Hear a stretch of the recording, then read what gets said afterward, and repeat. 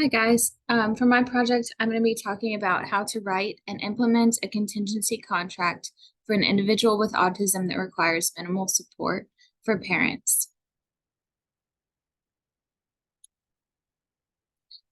So to start out, I wanted to first define what a contingency contract is. So according to Cooper, Heron, and Heward, 2007, a contingency contract is the relationship between the completion of a behavior, and in this example, I'm going to be using completing math homework, and access to a reward, such as playing a video game, or could be playing on the playground for younger kids, um, getting a toy from the store as a physical reinforcer. And so there are many different items that can serve as reinforcers for your child. For instance, some children like to buy items at the store and may prefer a video game, or they may have a movie they've been wanting to see in the movie theaters. And really, any of these items can serve as a reward in your contingency contract with your child. So to continue on that, a behavior contract usually consists of three parts. So the first is the description of the behavior or the task, and then the description of the reward that you're going to be giving the child for completing the task, and the completion of the task according to Hawkins et al. 2011. So this article also reiterates the fact that parents support is paramount. So the relationship between the contract and parental involvement can build trust over time with your child. And then according to Landrum and Kaufman 2022, behavior contracts are comprised of multiple intervention components. So including token reinforcers and instructions, the instruction being the actual contract and the tokens secondary reinforcers. And then contingency contracts are maintained by rule-governed behavior, which we'll get into in the next slide. So these token reinforcers, these are just things that can be used as backup reinforcers as your child is earning their behavior contract, the access to the reward. So these can be used in the form of stickers or tokens, check marks, or any other item that will add up to earning the prize at the end. So you can put a check mark next to the day when they completed their homework. And then according to Hawkins et al. 2011, contingency contracts can decrease a wide range of problem behaviors. So using one in the home for parents can significantly help them either increase or decrease the behavior that they desire to do so. And then behavior contracts can improve behavior in this gradual process by allowing the individual to encounter the reinforcement for engaging in the behavior over time. So now we'll get into rule-governed behavior. So to understand the contingency contract, we really have to understand what rule-governed behavior is.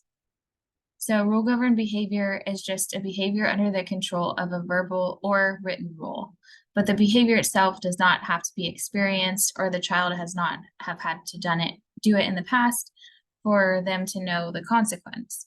So some examples of rule-governed behavior are following instructions, such as cleaning your room because you're told to do so, or when you're walking and you're crossing the street, you look both ways before crossing, even though you've never been hit by a car. And so according to Bradley and Noel 2022, your child should have an understanding of the written rule for your contingency contract before you are able to implement it with them. Because if your child doesn't understand the rule, the contingency contract won't work, and they won't understand what is expected of them. So starting the steps to develop the contract, this would be step one. So in this first step, you and your child should find a quiet place to sit down and write out the contract, somewhere free of distractions. This could be in the kitchen or just away from any kind of other distractions in their environment. And you should have the contract include your child's name, your name, the date, any other important information that you feel should be included. And then you kind of want to brainstorm with your child, go over a list of potential reinforcers. So for some, this could be an item that they could buy at the grocery store. If they want a new video game, something that they are very motivated for. And also keep in mind your child's age. Make sure the reward that they're going to receive is motivating enough. Older clients, older children may prefer more things like video games, and younger ones may want to play outside. So then it's important to also distinguish between a preferred item and a reinforcer. For the contingency contract, we want to use a reinforcer that the child will be earning. So some characteristics of a reinforcer: they are only provided for the desired behavior. They're given to the child for engaging in the desired behavior. So following the contract, in this instance, completing their math homework, the child only is able to get that reward if they follow the contract. And it should also be something the child hasn't received too often in the past. For instance, if they are able to watch TV every day and they always have access to it, they might not be as motivated to work for it. So again, it should be motivating enough for them to engage in the behavior that you're writing down. So if you want them to do their math homework, they will have to work for something that they really want. Whereas preferred items are something that you know your child enjoys and engages with, but they're not really going to be as motivating as a reinforcer. So then continuing developing the contract, you should focus on just 1 to 2 behaviors at a time. So for instance, if you want to increase the amount of homework a child does a week, just focus on 1 to 2 pages of homework at first, and then you can build up from there. But starting with that will build trust with your child.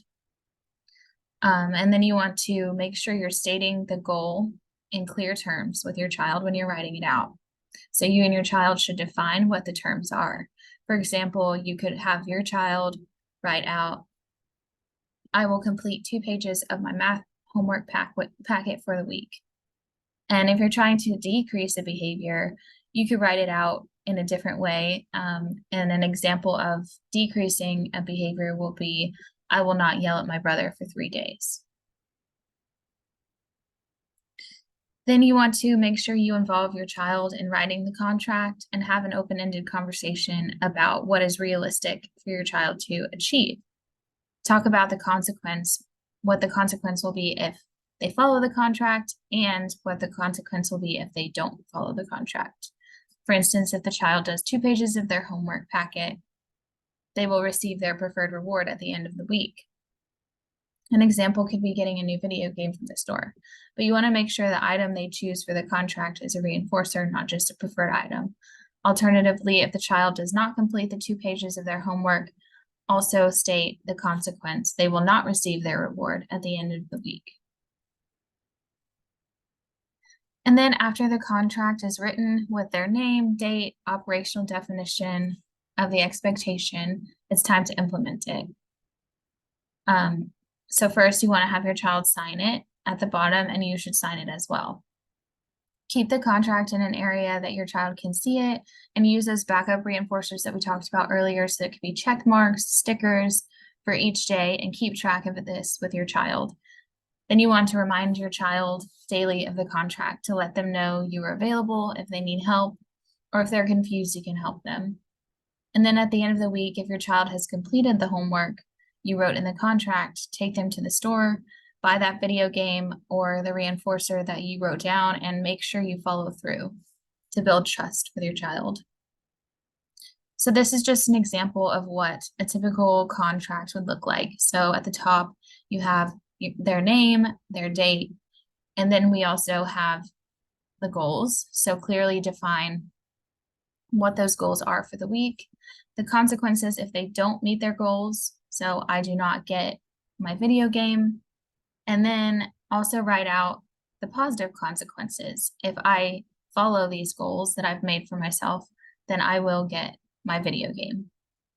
And then at the bottom, make sure that you have their signature, your signature, and whoever else is involved in making the contract.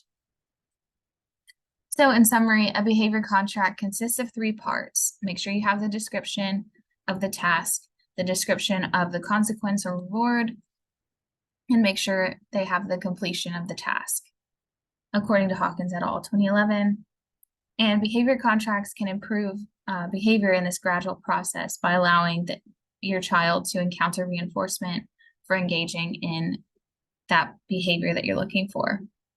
And if you take away anything, you should focus on 1 to 2 behaviors at a time. Keep it short, keep it simple, build the trust with your child. State your goal in clear terms and make sure that you're both on terms with what the definition of the behavior is. And make sure you're involving your child in writing the contract. Always have this open-ended conversation and be willing to go over it again with your child if it's not working. And these are some references.